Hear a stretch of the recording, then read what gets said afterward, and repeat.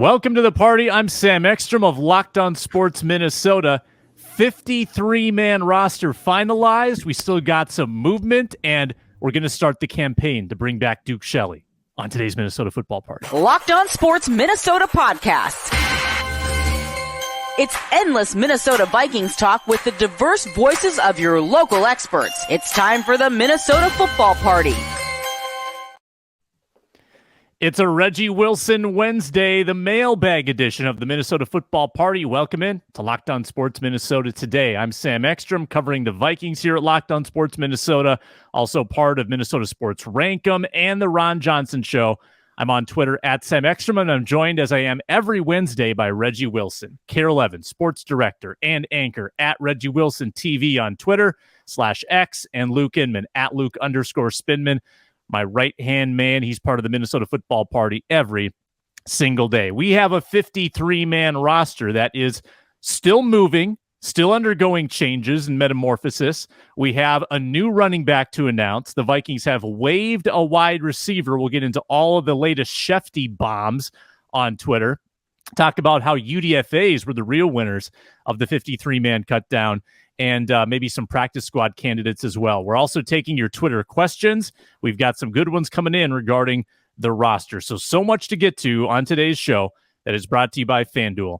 Head to FanDuel.com/lockedon to get started today. FanDuel, make every moment more.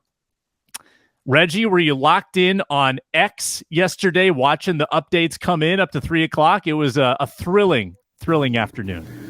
Yeah, man, and the Vikings made us sweat a little bit. I was ready at 3 o'clock. I'm like, okay, all right, here we go. Let's go. They made us wait like 10 to 15 minutes before they put out their roster, and I'm just like, all right, come on. I'm at the fair just sitting there just refresh. Oh, shoot, here it is. It seems like there's no real rules about this. Like there's certainly a deadline to have the rosters finalized internally, but there's no deadline on getting it out externally. So I got a text from Chad Graff, who now covers the Patriots. He said he was waiting at like 5:30 for their roster. And back in the Spielman-Zimmer days, they would make us wait for hours and hours after the cut down as well. So it varies quite a bit. Vikings got theirs out at about 3:30. Luke Inman, on yesterday's recording, we were getting breaking news starting to trickle in. Couple bombshells, though, came after that. I would say none more dramatic than Najee Thompson being prematurely cut. It was the Miss USA pageant all over again with Steve Harvey. It was the Oscars with Moonlight. It was the wrong information given. He was cut, it was over, and then he was back once they cleared up that mistake. That was dramatic, man. It's so dramatic. And we called it out yesterday. We said it's going to be a circus. It's going to be a whirlwind. Buckle up. But for things like that, you just can't prepare for. And especially because it's such a Viking fan favorite on Twitter, Najee Thompson, a lot of people were rooting for him. To see that just kind of back and forth, the way it unfolded, yes, certainly dramatic and something that I don't think we could have planned for. No matter how many times we went through up and down the roster, it's just one of those things, Sam, that's just what happens when you get the Schefter bombs and then 38 other people reporting on things. Things kind of get lost in translations once in a while. Did you guys see the Luke Braun clip that he reshared? I did. Where it's the greatest roster prognostication of all time. And I'm going to save it to play on tomorrow's show so Luke Braun can be with us and he can relish in the moment. But May 4th, 2023, Luke Braun comes on this show and says, Najee Thompson's making the roster, and gets laughed off the stage by yours truly and Arif Hassan. Props to Luke Braun, man. He saw it all the way. Reggie, could you have imagined Najee Thompson making this roster when you first went out to practice this summer? No, but then practice happened, and he had a good camp, and he had a good preseason, and he justified making this roster. And it's incredible when you kind of think about some of the moves that they made and the things that they've done. You know, they had Jawan Williams kind of running with the ones at a lot of, the early on portions of practices, and then he gets waived, and now you got Najee Thompson making the team. Like it's a pretty incredible thing. And I know we're going to get into, some of these undrafted guys, but yeah, like they are the unsung heroes of the cut day. Yeah, I think too what Luke was so good about was being able to detect the fact that this guy could be a potential special teams ace. So we talk about all the time, if you're going to end up making the roster and being one of those bottom 5, 6, 7, 8 guys, you got to stand out on special teams. He did the digging. He actually had him on his show, Locked on Vikings, I believe, at some point in the summer as well. And just his conversation with him, understanding the mindset Najee Thompson takes to the special teams field, I think really helped him out and kind of opened him up to the fact that, hey, I know it's a long shot. Nobody's heard of this guy yet, but he seems like a perfect candidate to make the team because of special teams. And sure enough, like Reggie said, then he goes out to training camp, balls out on special teams. You see him in the preseason game, and that was worth it in the coach's perspective and eyes that this guy's good enough at special teams. We can figure out the quarterback stuff later throughout the season, but he adds that much value, like a Matthew Slater-esque, for those great New England teams all those years. So yeah, it's been kind of fun to watch this unfold, but especially sweet for Luke Brown for sure. Yeah, no, he's got to pat himself on the back today for sure. Still think they need to add to that room depth-wise. We'll see if that happens today. I did some deeper diving, though, on Thompson's special teams prowess. Played 5 college seasons at Georgia Southern. For reference, if you look at all the college football players that play special teams, there's about 1,500 to 2,000 of them in Division I that play 100 or more special teams reps, and 100 or more, right? This isn't all of them. These are just the guys that play a lot of special teams.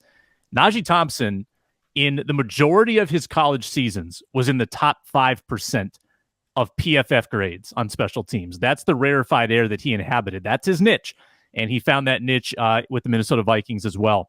We do have some breaking news this morning, just came out within the last half hour. Jalen Reagor has been waived to make room for running back Myles Gaskin.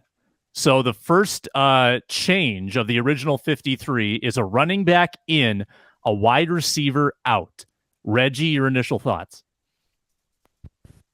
What's been interesting is I've seen teams get more value for kickers than other position players over the last 24 hours. The news came out yesterday, the Vikings are fielding trade offers for Jalen Reagor. I think it was all smoke. I don't know that there was any real offers on the table for Jalen Reagor because if you'd gotten one, you would have taken it. Exactly, because you could have just waited it out, and you probably would have got him anyway. It's been interesting, all these teams that have been trading for kick. I think we saw 3 or 4 kicker trades yesterday. But the position guys, Jonathan Taylor didn't get moved. And then you think that somebody's going to give you something for Jalen Reagor. I think it's been kind of difficult. They got something for Vidarian Lowe, which was nice, but it's kind of tough when you see it. When you see Ross Blacklock get cut, they made the trade for him last year, and then they made the trade for Jalen Reagor in place of Amir Smith-Marset, who he just got traded from KC to Carolina yesterday as well. And so I think it's a interesting move. I think they were trying to hold on to the very last minute to see if something came through so they can get some type of value, but it obviously just didn't work out with that trade, and they kind of just cut their losses there. He didn't have a terrible preseason, but when you think about all the other guys and the upside that they bring, I think it just kind of made him the odd man out. Maybe this goes back to just how low our bar was set after last year, but I thought he looked vastly improved and more comfortable in the offense. But Reggie's right. At the end of the day, you can't keep everyone. This is why we went this past week through all these roster projections, just trying to figure out where they were going to fit all these pieces to the puzzle, so to speak, on this 53-man roster. And Reggie mentioned it. I know there was rumors about being traded yesterday. I don't think anybody was holding their breath on that one. There's no way anybody was offering them anything more than a conditional 2027 7th rounder or something like that. I think you boil it all down to the fact that Dwayne McBride didn't really work out. That was a bummer. So they had to go sign Myles Gaskin. That soaked up an extra roster spot.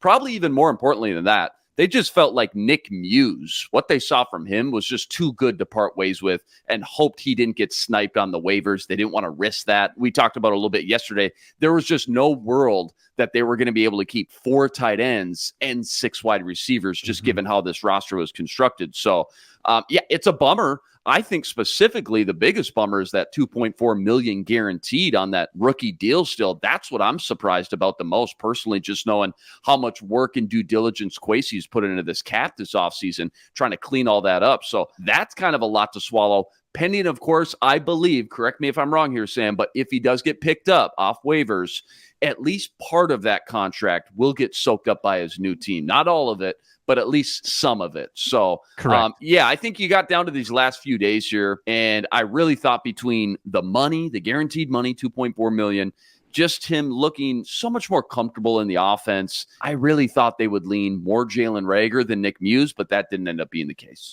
Yep, I think it meets... Yeah, go ahead. Sam, just real quick, this is a very interesting move as well, because you part ways with Jalen Reagor. Okay. Now you think about, okay, who's the punt returner? Okay, who's the kick returner? They kept Brandon Powell.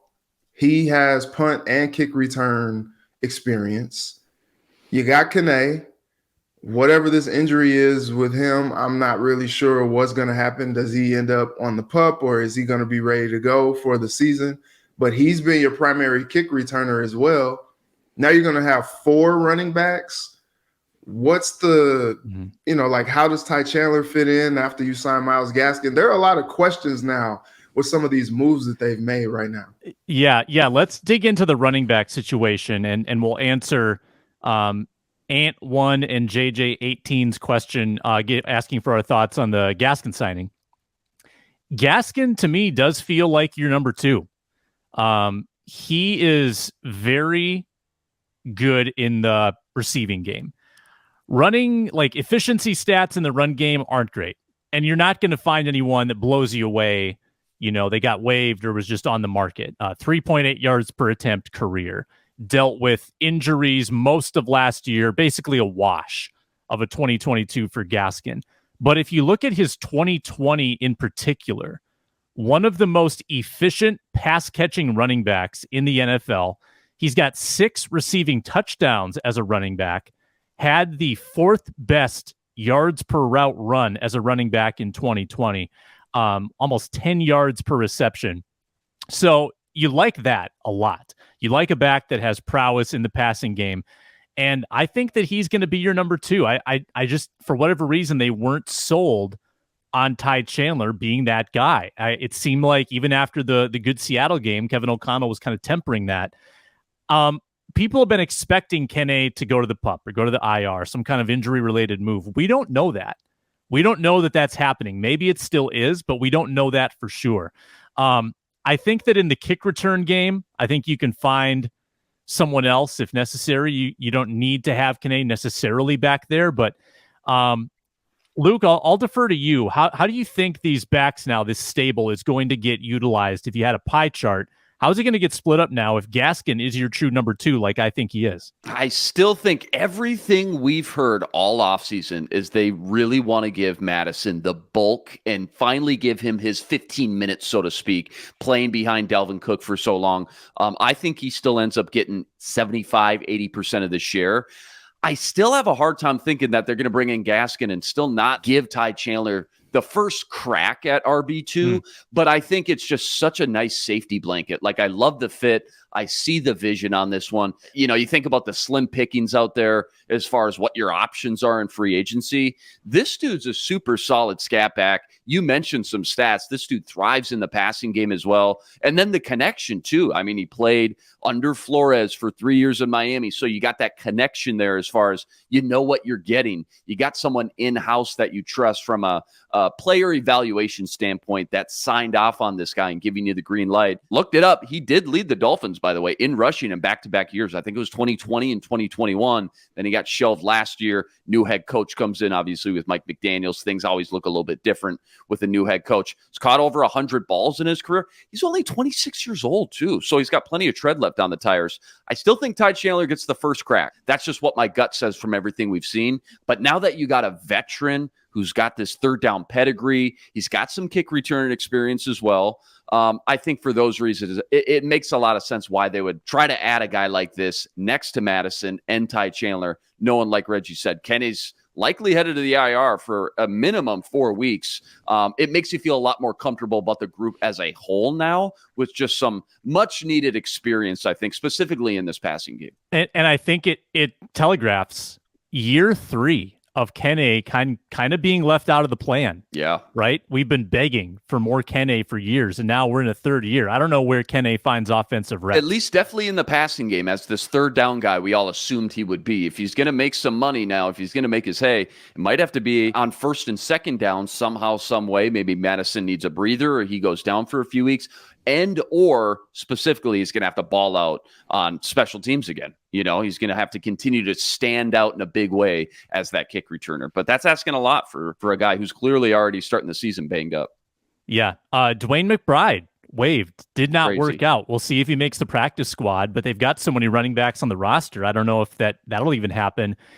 The vibes just were a little weird around McBride, even from the start. Like he held out of some OTAs because he hadn't signed his deal yet and missed reps there. Then he did, start doing the drills and seemed like he was struggling doing even the basic drills. And then in the game, he was not, wasn't really seeing things very clearly. So it just never, Wes Phillips forgot his name at the podium one time. The vibes were just off with Dwayne McBride. And as much as I loved his stats in college, it didn't click in here in Minnesota, and they made that move. So that's where we're at with Gaskin and the running backs. We'll get to more Twitter questions, including 6 safeties on the roster and who is still likely to get moved if they bring in someone else. We'll get into all of that next after a word from FanDuel. There's a wonderful new promotion at FanDuel. Actually, more like 2 new promotions. Here's the deal. New customers can wager $5 and get $200 back in bonus bets to use on whatever they want. They're bonus bets. FanDuel.com/lockdown to check out that promotion at America's #1 sportsbook. Then all customers can wager $5 and get $100 off NFL Sunday Ticket at YouTube or YouTube TV. That's the new home of NFL Sunday Ticket. You can watch all the games and you can get $100 off that new package by betting $5 at FanDuel. They're an official partner of the NFL. Very easy to use. Great promotions going on all the time. No reason not to check out FanDuel. Make every moment more. All right, fellas. Let's get back to the Twitter questions. From Swede School. With keeping 6 safeties on the roster, what skill sets and lineups are they most likely to use them for? So again, 6 safeties. That includes Jay Ward, 4th-round rookie, and Theo Jackson making it through. The second-year, futures contract guy who lingered on the practice squad a little bit last year, kind of not someone that we expected even 2 weeks ago, played his way onto this roster. 6 safeties, Luke. What do you make of that? Yeah, this one was a big surprise. I think if they do make another roster move over the next 48 hours or so, it wouldn't surprise me to see Theo Jackson's one of those first names to get let go. I think as far as looking at Brian Flores and what he wants to do, the vision of 2023 so far, it's going to be a lot of nickel. It's going to be a lot of dime packages, and you're going to see a ton of 3 safety looks. And, I posed this question to you about a month ago, Sam, when you were out at training camp. If Josh Metellus, who's carved out this very unique role here as this third safety, kind of a joker package, if you will, he's up at the line of scrimmage one play, he's playing deep center field the next play, he's in the slot covering as a cornerback. If he were to go down, who's the backup? Because that's a very unique role that you need a very specific skill set for. And you mentioned Theo Jackson could be that guy. So it seems like when you think about Brian Flores, his base defense, maybe shifting more from a 3-4 to a actual more of a nickel or a dime look. And then again, a lot of 3 safety packages and looks. And you look at the 6 safeties specifically on this roster now, guys, all of them have versatility. All of them can be viewed as a free safety, a strong safety. Half of them, including guys like Jay Ward, can be looked at as a nickel cornerback. And there's more than just one nickel, too. There's the big nickel where it's more to stop the run, so to speak, on those short yardage situations. So you need guys who can do a little bit of everything. Clearly, though, Brian Flores only keeping 5 defensive linemen and keeping 6 safeties tells you that he's going to be in those nickel and dime looks quite a bit this 2023 season. Reg, your thoughts? Yeah, I thought it was interesting when we saw in the last preseason game Jay Ward coming through and boom, off the edge, and I think that's kind of what we're gonna look forward to seeing. As you said, look, keeping 5 defensive linemen and then all those safeties, I think he's kind of showing that, like, hey, if I want to get some pressure, I can get some pressure. And the guys in the defensive backfield are just a little bit faster than those guys up front. And so I think we're going to see some exotic things happen. Some of those guys in the back going to move up front a little bit and just going to disguise some coverages. And you're not going to know where guys are coming from. And that's the chaos of a Brian Flores defense. And so I think, him keeping those 6, I think we always talked about, like, after they kind of made those moves to kind of get younger and to get leaner on the defensive side, letting go of some of the veterans and things like that earlier this year, I think we talked about how, they might be middle of the pack defense, but this is kind of like the blueprint that we are kind of getting shown of how that's going to happen. You got some guys that are going to be coming from everywhere. You got a lot of speed on the field, and I think that is what's going to be the hallmark of this defense this year. Yeah, we saw the dime look on a daily basis out at training camp, and very often that could include 4 safeties. Sometimes it'll be 3 corners, 3 safeties, but it might include Lewis Cine. He might be on the field in some clear pass rush situations or some like 3rd and 10, 3rd and 12 situations where we'll see that 4th safety out there. But to Luke's point with the versatility, I mean, and Swede Skoll asked about this in the question. They do different stuff. Like Harrison Smith does everything, right? He's floating around, disguising, blitzing. Cam Bynum, he's the deep guy. He's rarely in the box. Josh Metellus, he's only in the box. Then you've got Cine, who is cross-trained to do both of them. Theo Jackson's more of a box guy. Jay Ward seems more like the deep and crash guy. Like they've got them all kind of practicing in these different roles. Some of them are exclusive. Some of them are cross-trained. Incredible versatility in that position group where they kind of are, like in many cases, that is your 3rd cornerback. And that's maybe why they went light on corner, Luke. Only 5 cornerbacks. One of them, Najee Thompson, doesn't even play defense, really. Andrew Booth Jr., very injury prone. So thin at that position, but also you might not need to have a 3rd corner on the field in a lot of packages. No, that's a great point here, Sam. Again, you can almost pull all these corners and safeties into one giant group and let Flores work his magic. Again, it's going to be very chaotic, like Reggie mentioned, but it gives Flores a lot of different options. And remember, we talked about this right when Brian Flores was hired. Flores' defense looks so much different week to week. It's all about what team, what offense you're playing that week. So he's going to dial up different game plans and really try to maximize each guy's skill sets, what they do best, and put those guys in the best positions to succeed. But it's going to look very different week to week, I think. And it just depends on, again, the strengths and weaknesses, for that matter, of the opponent that you're facing. It's going to be interesting, though, Sam. I still have a hard time going to bed at night thinking they're only going to keep these 5 cornerbacks, knowing, like you mentioned, Najee Thompson really doesn't have any experience at cornerback as is, and Andrew Booth Jr. has just been so injury-riddled.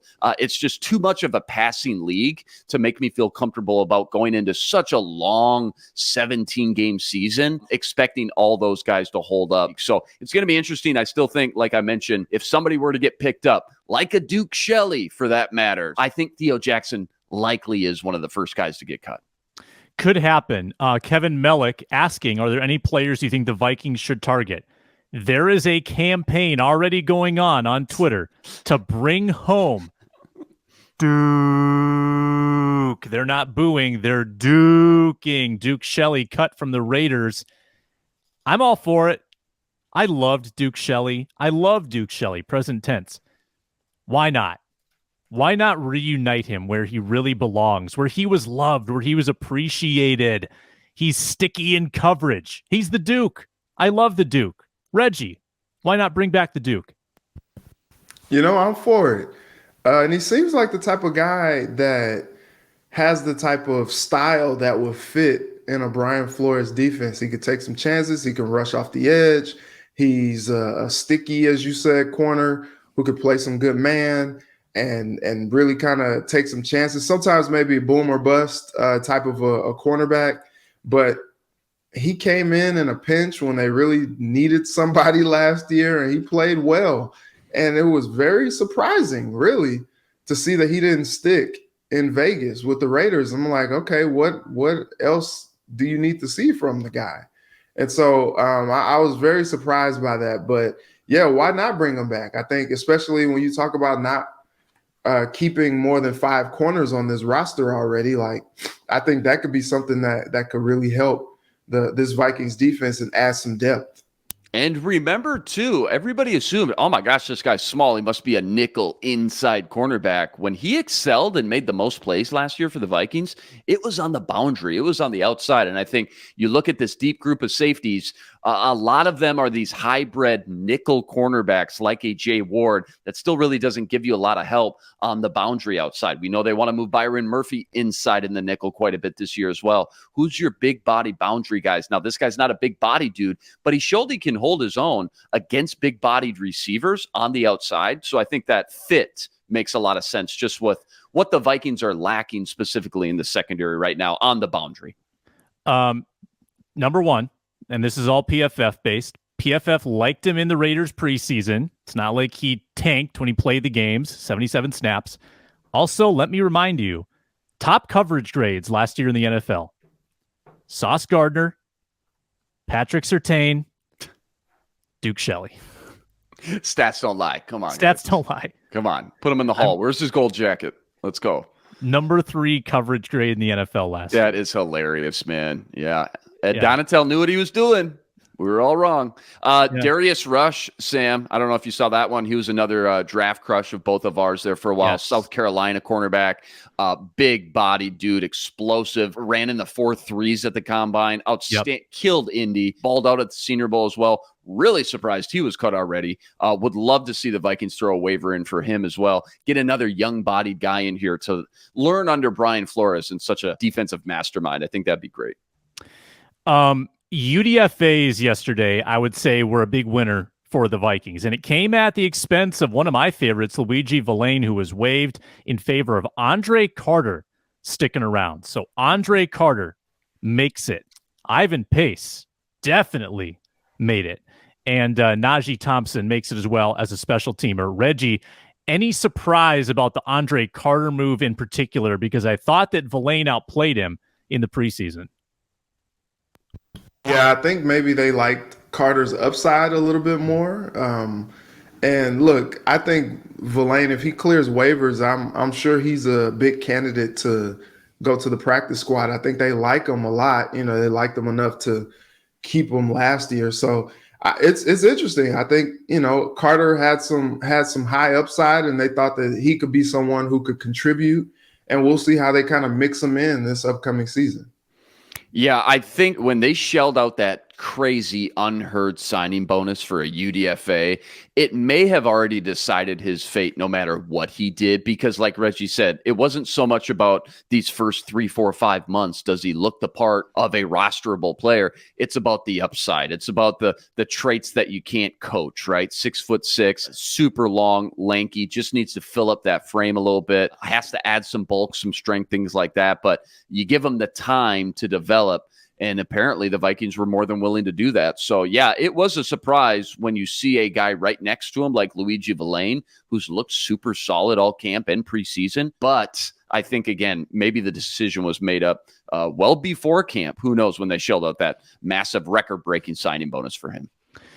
Usually the market dictates how these things look in retrospect. If Luigi Villain gets picked up and like T.Y. McGill becomes a key rotational piece on a good team, doesn't look great. But more often than not, these guys that we kind of fall in love with, we're too close to the situation. They get waived and they kind of disappear. They float around and then we never hear from them again. We'll see what happens with Luigi, who I thought put together a really nice preseason. We'll keep an eye on that. And maybe the practice squad is his eventual home.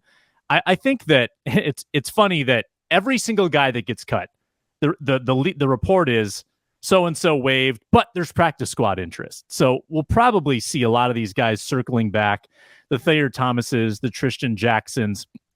And we did get a question too from, I think it was Jay Thomas, wondering who else is on the bubble for the Vikings, who's vulnerable. Luke, you speculated that Theo Jackson, you think, is vulnerable.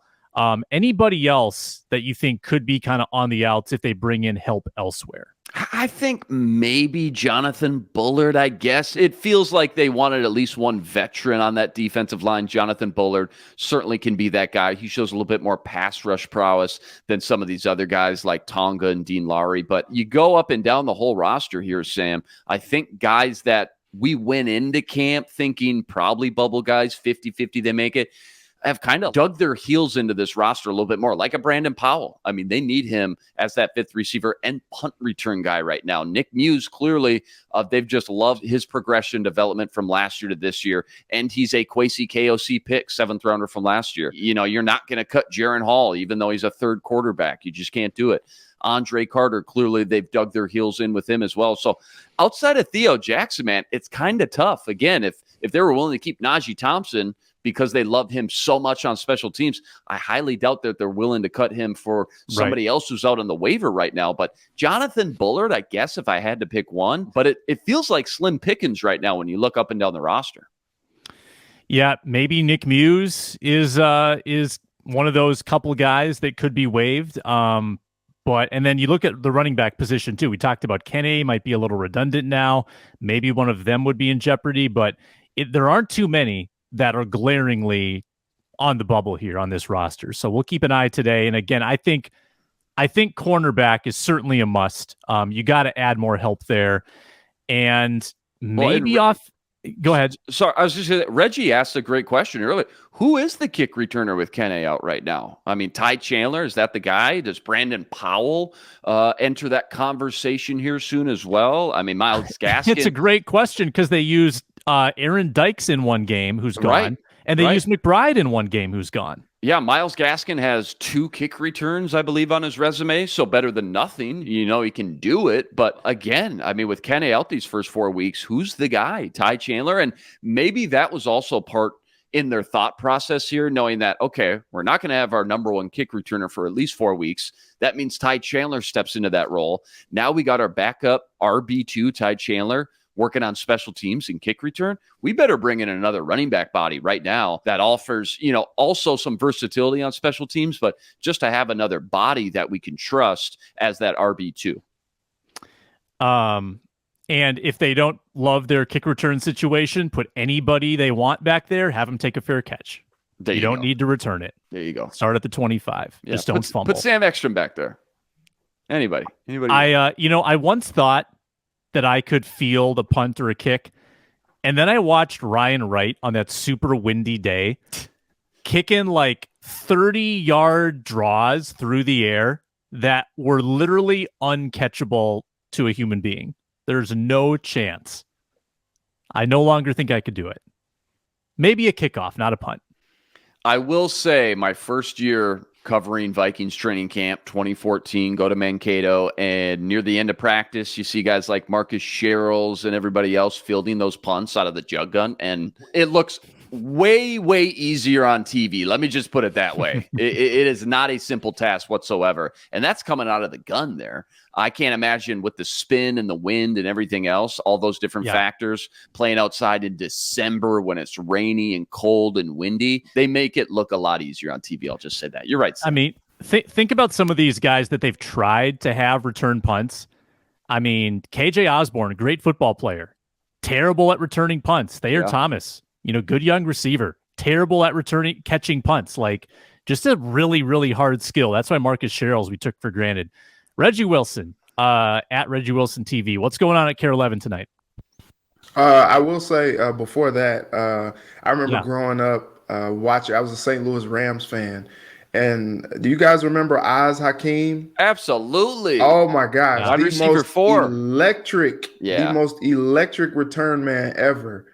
But man, that dude could fumble a punt. Oh my goodness. He could fumble a punt, and he cost the Rams a couple games, a couple important games too, doing that. And we would just be so upset because when he did field the punt, you were like, oh man, he could go all the way with this one. But then if he didn't, you're like, oh shoot, like this dude, we hate this dude. Like it's a love-hate relationship. Yeah, but it was interesting. But yeah, it's just as you kind of cover these games, you kind of see like just how hard it is to do things like that, and why some of the people who you think would just be natural like guys to do it. You know, I know we were kind of seeing people crack on Amir Smith-Marset doing it, and they felt like they needed to upgrade a Jalen Reagor last year because of that. And you're like, well, it's a lot harder than it looks. So, and then they bring in Reagor, and Reagor wasn't even that great at it. He was fine. Yeah, he wasn't that great. That's a tough job, man. Tough but spot. I mean, as far as fielding punts, I think, you know, we've seen it happen at the bank before, but Brandon Powell seems like the most likely option back there because he has done it. And he has done it at a high level with touchdowns in his back pocket, doing that. One particularly at the bank to put the Vikings away right at Christmas. So yeah. One other point on this: do you remember when the Vikings just put out Randy Moss to return punts? Oh, and Chiefs game. It's like, oh, let's put out Randy Moss because we need a big play. He returns it for a touchdown. Yeah. in that Chiefs game. In Monday night 2000? football, I want to say. Sunday night or Monday night prime time. Remember listening on the radio and listening to PA, and I'm like, oh, Randy Moss is back there? Unbelievable. Man. It's crazy. It also reminds me of at Soldier Field, Adrian Peterson's rookie year, 2007. Yeah. Needed it. Even though he already gave you 3 touchdowns, still, you needed it at the end. You put him back there at kick return, takes it all the way up to the Bears' 40-yard line, 60 yards. Unbelievable. Yeah. Sets up Ryan Longwell's game-winning field goal. AP literally single-handedly won the Vikings that game. That was awesome. All right, back to what you actually asked me about, though. Kare 11. Yeah, we're at the fair today again through the 6 o'clock news. Ben Johnson, Gophers head basketball coach, making his way to the fair today. So we'll be catching up with him a little bit. Talking a little bit more Vikings, a little bit of Twins.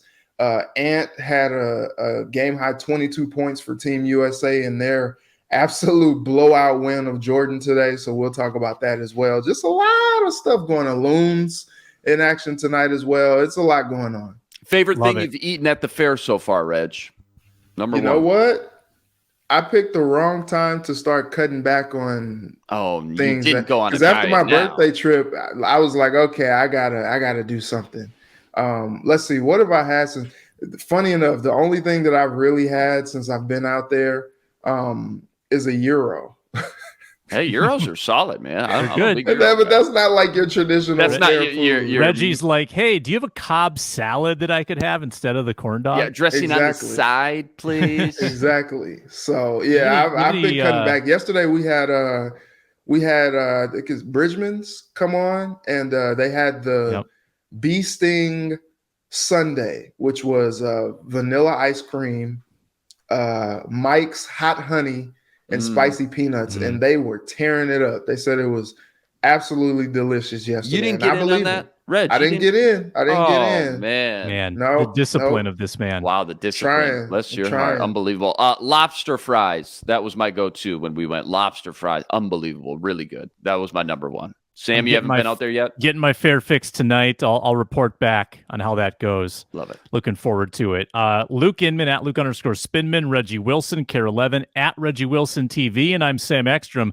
Arif Hassan and Luke Braun join tomorrow. We should have a Ron Johnson appearance as well. I'm sure he'll be excited to talk a little Gophers on the Minnesota Football Party. Until then, have a wonderful, wonderful Wednesday. Be blessed. Spread love.